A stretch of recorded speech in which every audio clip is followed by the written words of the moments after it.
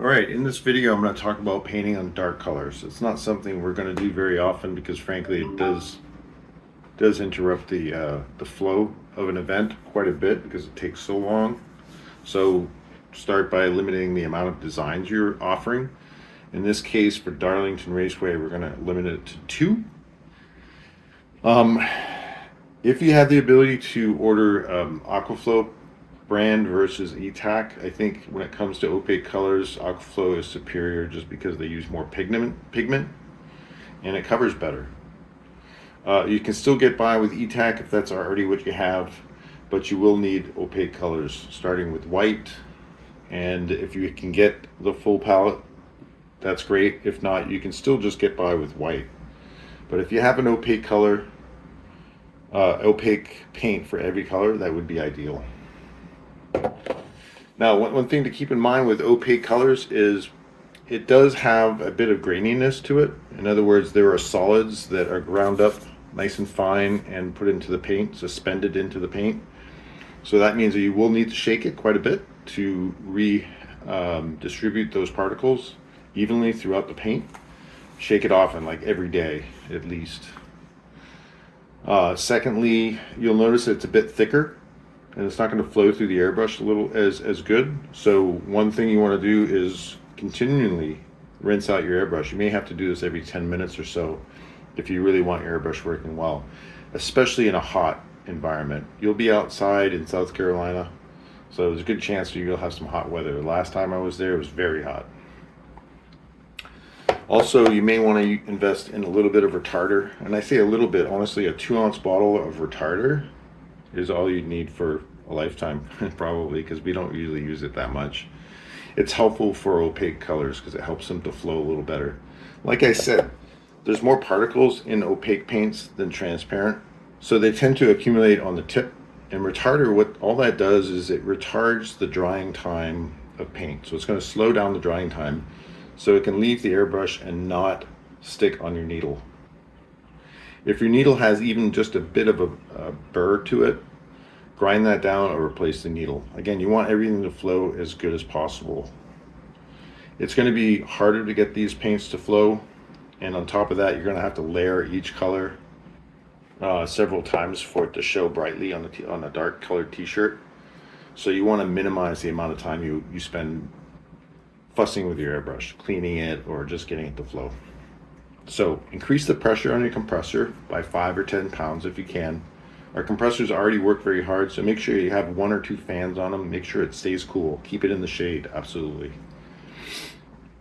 Higher pressure, shake your paint, a couple drops of retarder, and I say drops, I really mean drops. Could be anywhere from 3 to 10 drops should be enough for a 2-ounce bottle.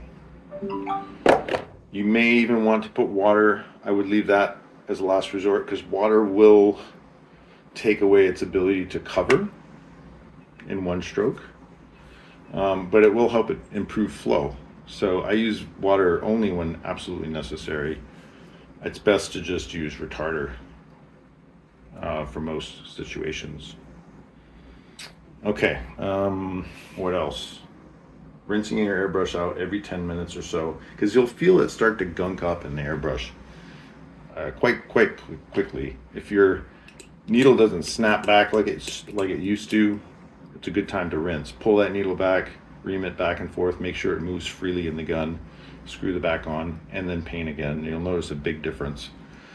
And especially in a hot environment, this is something you're going to have to do often. I can't stress that enough. What else?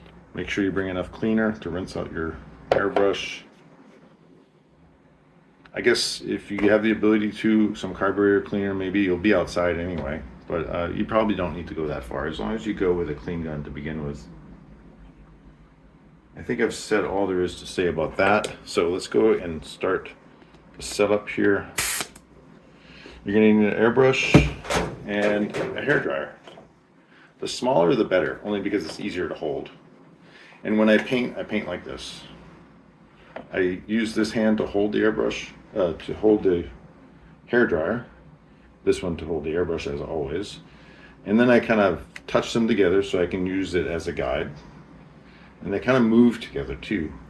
The idea is to put the paint on the shirt and dry it as soon as it hits the shirt. So you can do two actions at once. The opposite of that is just, paint something, dry it, paint something, dry it. It'll work a lot faster like this. The hair dryer has two settings. I would use the highest setting, obviously, but make sure that your booth has dedicated 15 amps. I say dedicated, like a standard 15 amp outlet, which is what you find in most places, even your home. But not sharing it with anyone, because this is going to take 10 amps by itself, plus your compressor and your lights and your fans and all that. So 15 amps is like is all it can handle. If you get two people using the same outlet with a hairdryer, you're going to blow that circuit over and over again, slowing your production even more. So make sure that they understand, that who are setting up the event, you need a dedicated 15 amp outlet. All right, now I'm going to switch to camera view and show you how I'm going to paint the design that I suggest you put on display for this event. Okay, I'm going to also remove my needle cap, or I should say, yeah, I think it's called a needle cap, this thing, because I'll be picking the paint off the tip quite often. Make sure it's clean. Okay, I'm going to start the timer. I'm going to do this in a non-rushed fashion to give a real-world example of how long this will take. Make sure I get everything set up here. So this doesn't include taking an order or setting your shirt up on the board, obviously. All right, I'm going to start by doing the word Darlington. I would recommend just doing, well, if you're comfortable doing script, go ahead and do script. I'm going to use print.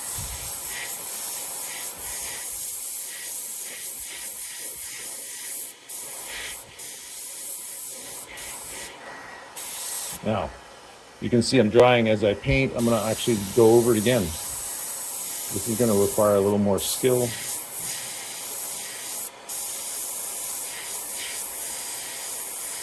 I'm giving it only 2 passes each time, right?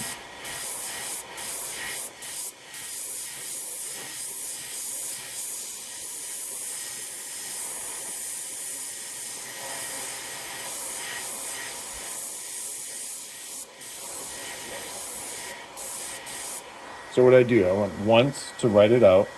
Then I do 1, 2, 1, 2, 1, 2, 1, 2, 1, 2, 1, 2, and do the whole thing again. That might be good enough as is. If you want to go one more, you could.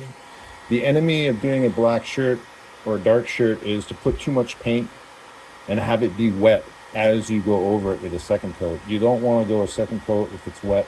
It's going to start to separate on the shirt, and making it look good from that point is going to be twice as hard. If you see the separation start to happen, let me demonstrate what that looks like. Yeah, it's actually working quite well. All right, this paint is really quite good for coverage, I have to say. This might actually be E-Tac, I'm not sure. Anyway, when it starts to separate, you'll see some of the black start to show through again. Yeah, this is good. That's 4 passes. Do your numbers like this. 1 stroke.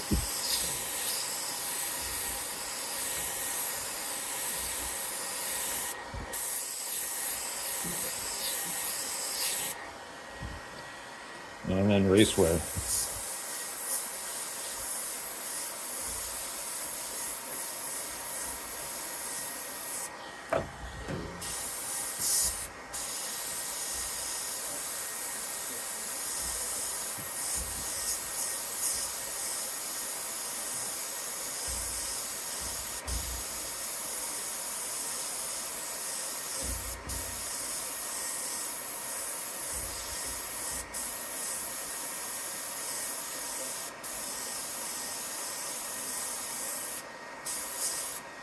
All right, you can see how it's separated a little bit here.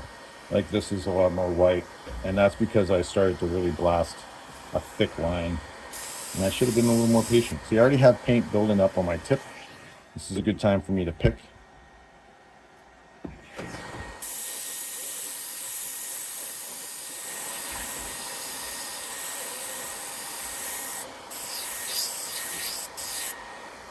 It starts to get pretty cloudy here because I'm way back trying to make a thick line, and it's hard to keep it crisp if I'm standing way back from the shirt. It's sort of a trade-off.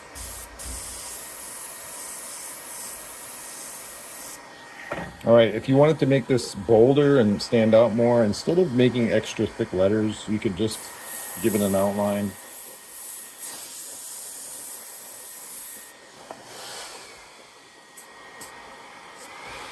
As always, you can put some stars in. I wouldn't do more than 2.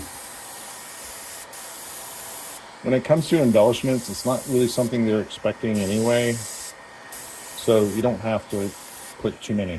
Just keep it simple like that. All right, so I'm gonna put the white down, and I'm gonna put it on high here. Make sure it's really dry.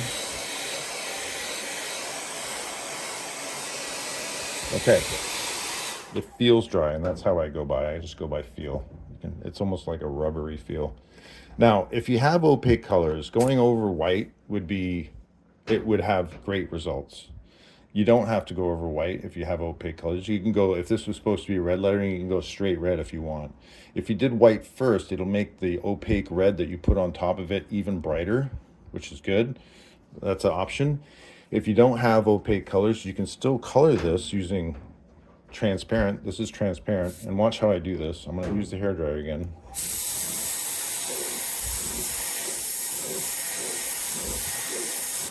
Now here, because I'm putting transparent paint on top of opaque, the separation that I'm talking about, wet paint separating on the shirt, it's very easy to do. You have to be careful. I'm going to put the hairdryer on high. See that separation? That's what happens. Oops, sorry, I don't think you can see that. That's what separation looks like. Let me turn this off. That's what the separation looks like if you're not careful. I'll do that on purpose. So the beauty is, if it's blue and I'm painting over black, it doesn't show. So I can just go over the entire letter in one stroke, like this, right? Let's try it with red. It won't be, the results won't be as good because blue disappears on black. Red does too, but not to the same degree.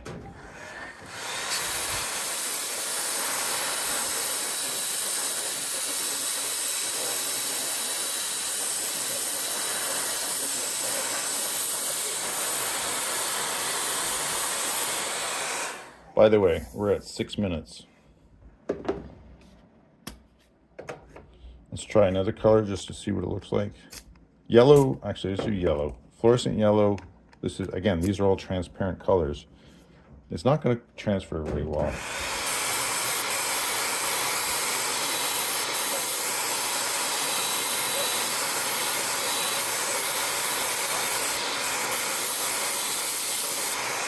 Better than I thought.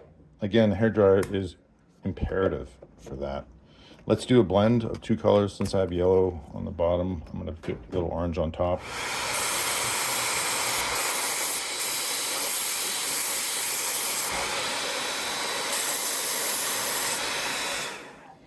There, I would call that shirt done. Sorry if the camera's all over the place. I need a better setup. So we are at 7 minutes. You could probably get that down a little faster without talking and using less passes. You know, instead of going over it 5 or 6 times, go over it 4 or 3. And that might be good enough. That's definitely a passable shirt, right? I don't think anyone would complain about that. This outline was 1 stroke. I don't have to go over it many times because it's a thin line.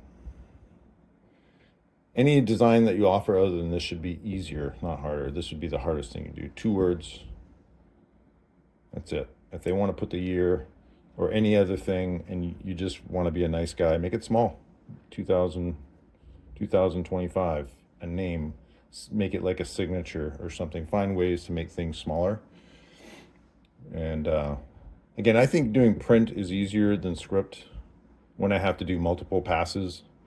Copying over script, exactly. The second time is going to be harder than doing print, so I would recommend doing print. If you're not bringing opaque colors, go over the letters like I did here. You can still see some red on the black. It's not pure black anymore, but it's good enough.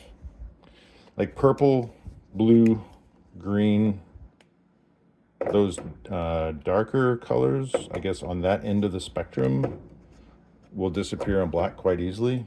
Yellow, pink, orange, red have this more of this effect. Not as good, but still passable. You know, if you had the time, and I'm not saying you do, you could go back with black and cover up some of that overspray. You could give it a nice hard outline. It looks really nice when you do it, but that's just more time that we don't have. I hope you find this video helpful, and good luck.